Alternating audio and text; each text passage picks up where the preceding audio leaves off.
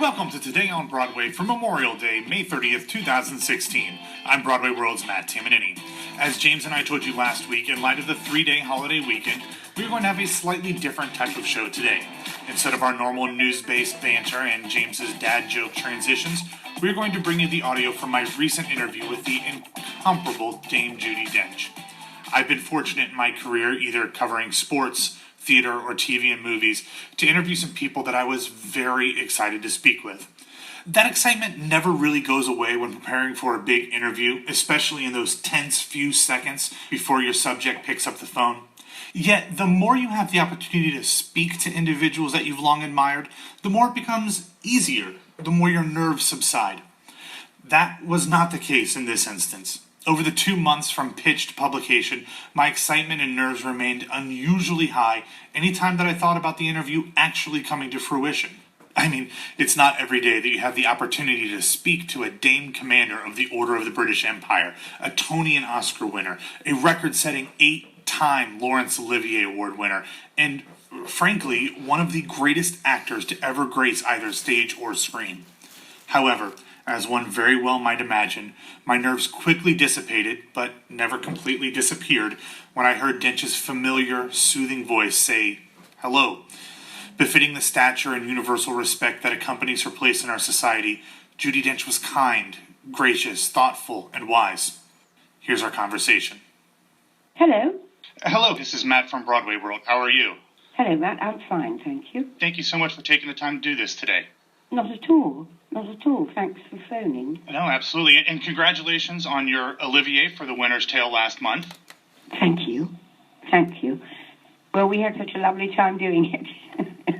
I'm very sad it finished. It was just such fun to do it. It was wonderful. Now, you performed in The Winter's Tale before. What was it about this production with Kenneth Branagh's theater company that... Well, actually, yes, the last time I did perform it was absolutely thrilling. It was, I think, in 1969, and Trevor Nunn asked me to play Hermione, and I remember saying to him, "It can't be Mother's part yet, is it?" And he said, "I'm afraid it is."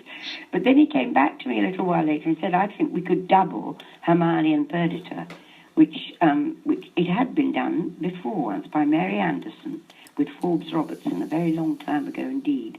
And that was very exciting.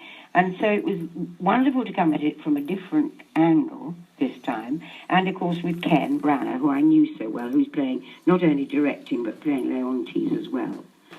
So it was exciting, and I hadn't really, because I was so busy playing Hermione and Perdita before, I hadn't really noticed what a wonderful part Paulina was. And, indeed, Brenda Bruce was wonderful as Paulina in that production.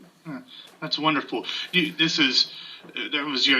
lot has been made about that being your record-breaking 8th Olivier, but you're actually 3rd for a Shakespearean role. With all of the stuff you have been able to do in your career on stage and screen, why is it that fairly regularly you find yourself returning to Shakespeare? Because that's my passion, Matt. I was taken as a little girl to see my brothers at their school. I think I must have been 8 or so, in The Taming of the Shrew and in Julius Caesar. I just remember then, I mean, my second brother, who died last year, had always wanted to be an actor, and I think I might have just caught it from him, really.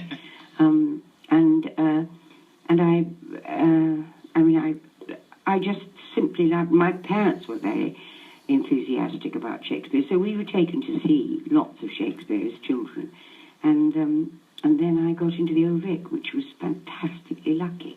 Yeah.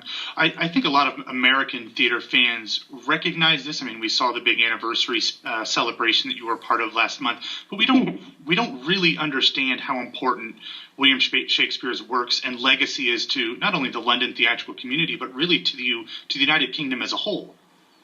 It is. But we use, his words.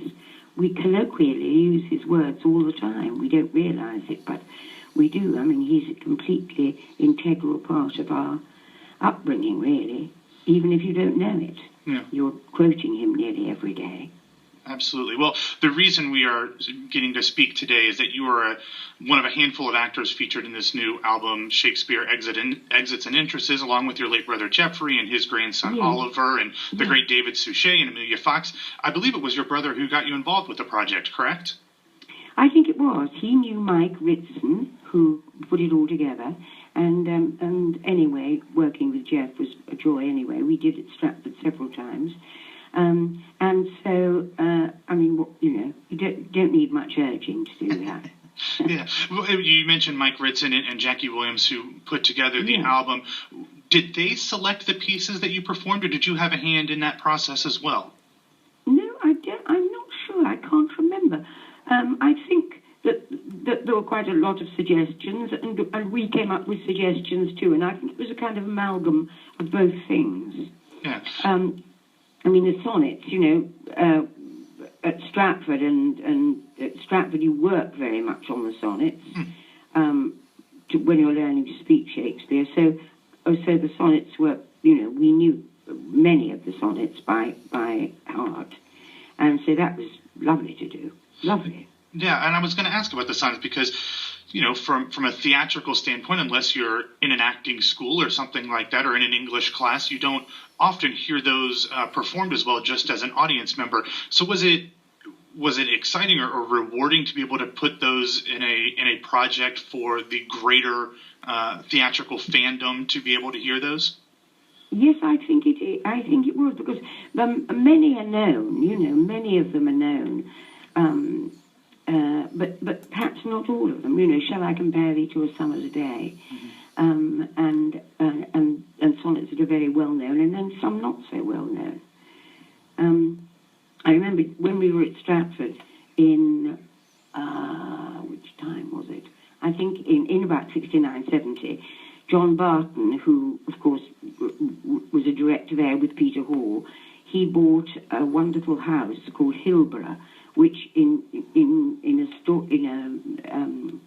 the Chronicle, in the Shakespeare Chronicle, was called Haunted Hilborough. And he and his wife moved in, and they did feel a bit uneasy.